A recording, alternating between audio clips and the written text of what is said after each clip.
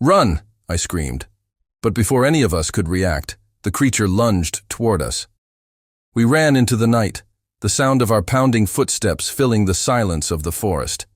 But the echo of Emily's voice, the one that had once been ours, haunted us, calling us back to the depths of the forest, a place where there was no escape.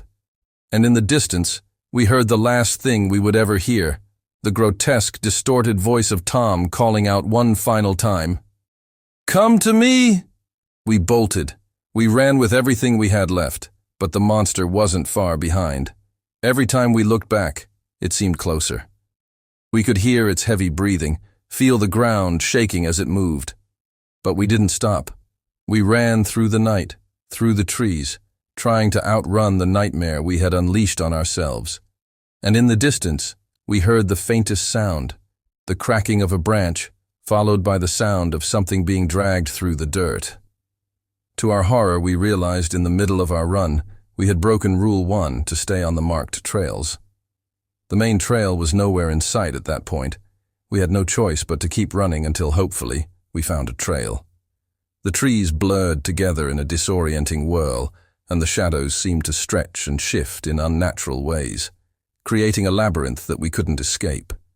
No matter how fast we ran, no matter how far we pushed ourselves, the forest never changed. The sounds of our footsteps faded into the crushing silence around us. But there was something else in the air. A heaviness, like something was watching us, waiting for us to slip up. I swear we've been here before, Ben gasped, barely able to catch his breath. I whipped my head around, panic beginning to seep into my thoughts. This can't be right. The woods, everything, was the same. The trees, the rocks, the way the path curved, everything looked identical. It didn't make sense. We should have made more progress by now. We should have been out of this section of the forest. We'd been running for what felt like hours, but nothing had changed. It was as though the forest itself had become a maze, folding in on itself, trapping us in an endless loop. It's not just me, right? Sarah asked, voice shaking. We're running in circles. I tried to steady myself, forcing my thoughts to stay focused.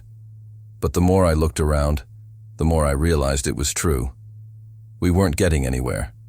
Every time we looked back, the clearing where that thing had stood was just ahead of us, as if we'd never left. "This is impossible," I murmured,